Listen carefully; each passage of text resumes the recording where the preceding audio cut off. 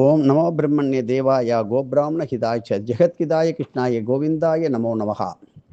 இன்று திருச்சி மலைக்கோட்டை அந்த சுயம்பு பிள்ளையாரை கிரிவலம் வந்தால் என்ன மகிமை, என்ன பலன்? சம்பர்தன தாயுமான பானலிங்க தரிசனம் இங்கே இருக்கிறது. சம்பர்தன தாயுமான பானலிங்கம்னா என்ன? எம்பெருமான் சிவபெருமானுக்கு பலவித நந்தி வாகனங்கள் உண்டு.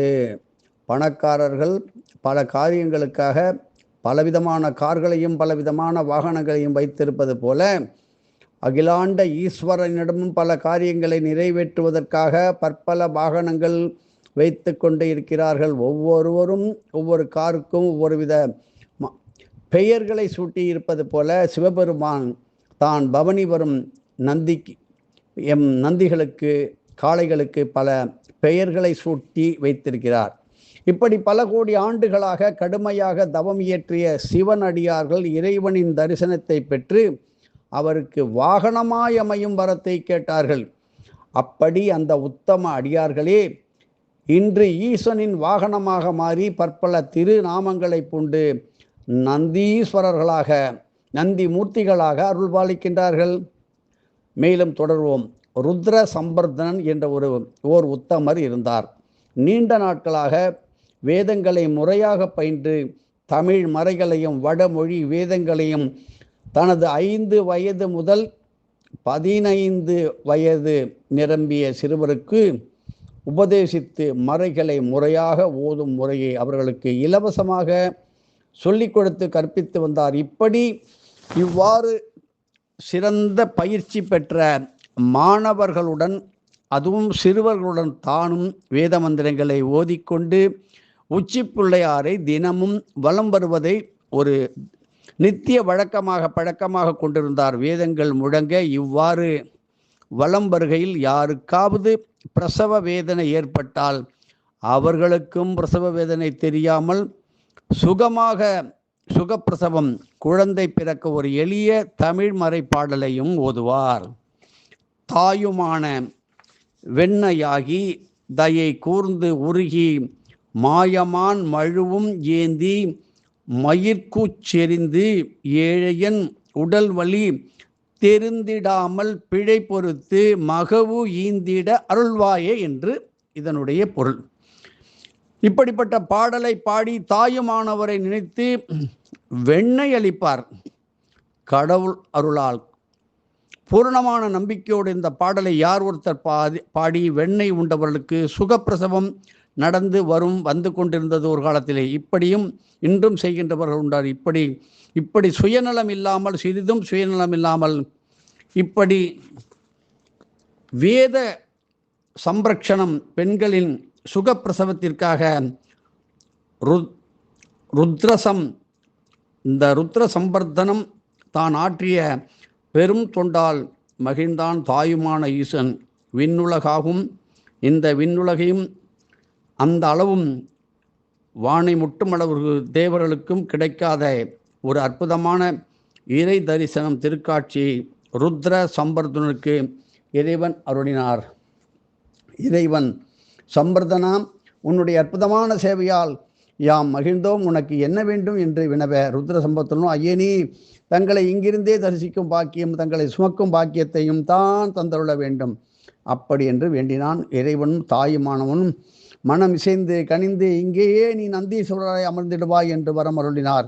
அப்படி ருத்ர சம்பர்தனன் தாயுமானவை ஈஸ்வரை தரிசித்தவாறே ருத்ர சம்பர்தனன் என்ற நல்ல திருநாமத்துடன் அற்புதமான பெயரை அப்படியே தாங்கி அமர்ந்தார். ருத்ர சம்பர்தன நந்தீஸ்வரரிடம் இருந்து உச்சி பிள்ளையாரை தரிசிட அது சம்பர்தன தாயுமான பானலிங்க தரிசனம் ஆகும்.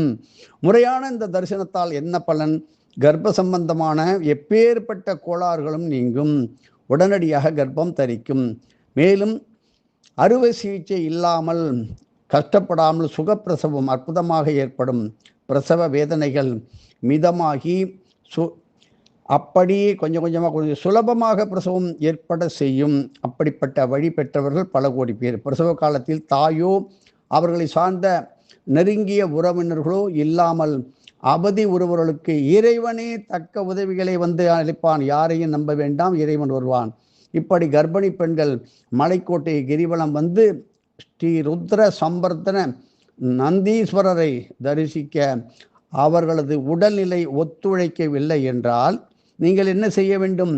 உங்களது கணவன்மார்களோ, உங்களது தாய் தந்தையரோ, சகோதர சகோதரிகளோ, மற்ற நெருங்கிய உறவினர்களோ உச்சி பிள்ளையாரை கிரிவலம் வந்து ஸ்ரீ ருத்ர சம்பர்தன நந்தீஸ்வரரை தரிசனம் செய்து மேற்கூறிய பாடலை பாடி நந்தீஸ்வரா அப்படின்னு வேண்டி அவர் மீது பசுனை தடவி தாயுமானவரையும் வேண்டினால் சுகப்பிரசவம் கண்டிப்பாக ஏற்படும். எம்பெருமான் தாயுமானவன் ஈசனொருளால். கிரிவலத்தில் அடுத்து வருவது நாகநாத சுவாமி கோவில். அந்த கோயிலின் உள்ளே சென்று ஆனந்தவல்லி தாயையும் நாகநாத சுவாமியும் தரிசனம் செய்ய வேண்டும். எல்லா விதமான நாகதோஷங்களுக்கும் உடனே பரிகாரம் தரும் அற்புத நாகநாத சுவாமி நந்தீஸ்வரரின் வலது பக்க தூணிலே, நந்தீஸ்வரரின் அருகில் ஒரு வலது பக்கத்திலே ஒரு தூண் இருக்கின்றது. இங்கே சசபிந்து மகரிஷி ஜீவசமாதி பூண்டு எப்பேற்பட்ட நாகதோஷங்களுக்கும் சகல கோடி நாகதோஷங்களுக்கும் நிவாரணம் அளித்து கொண்டு வருகின்றார் என்பதை தெரிந்து கொள்ளுங்கள். அவரை வணங்குங்கள். அவருக்கு நீங்கள் என்ன செய்ய வேண்டும்? எண்ணெய் காப்பிட்டு மஞ்சள் குங்குமம் இட்டு வலம் வந்து வணங்கி அளப்பரிய பலன்களை பெறலாம். ஆனால் சத்குருவை தேடுவோருக்கு இவர் ஒரு நல்ல வழியையும் காட்டுவாரே. ஆன்மீக சக்தியை பெறுவதை விட அதை கட்டி காப்பது பெரும் பொறுப்பாகும். ஆன்மீக சக்தி பெற்றுவிடலாம், அதை நிரந்தரமாக வைத்திருக்க வேண்டுமே, கட்டி வந்து பண்ண வேண்டுமே, அதுதான் பெரும் பொறுப்பு. ஆகையால் புண்ணிய சக்தி பெருக பெருக என்ன வரும்? அதிகாரம், ஆணவம், மமதை, கர்வம் போன்ற தீய குணங்கள் உடனடியாக வந்துவிடும். அப்படி வரும்போதே நாம் தெரிந்து கொள்ள வேண்டும், நம்மிடம் ஆன்மீக சக்தி பெருகி கொண்டு வருகிறது, குறைக்கணும். இப்படி பெறுகின்ற ஆன்மீக சக்தியை அறவழிகளில் செலுத்திட ஸ்ரீ சசபிந்து மகரிஷி உங்களுக்கு அருள் புரிகின்றார். அப்புறம் கிரிவலத்தில் அடுத்து வருவது கருப்பண சுவாமி திருக்கோவில். நந்தி கோவில் தெருவும் வடக்கு ஆண்டவர் வீதியும் சந்திக்கும் இடமே இந்த இடம். இங்கிருந்து நீங்கள் உச்சி பிள்ளையாரை தரிசனம் செய்ய அது கருப்பண்ண கதிர் அறுத்தான் தாயுமான லிங்க தரிசனம் என்று பெயர். இங்கே உள்ளே ஒரு பெரும் விளக்கம். கருப்பண்ண கதிரறுத்தான் தாயுமான லிங்க தரிசன மகிமை என்னன்னு கேட்டேலா?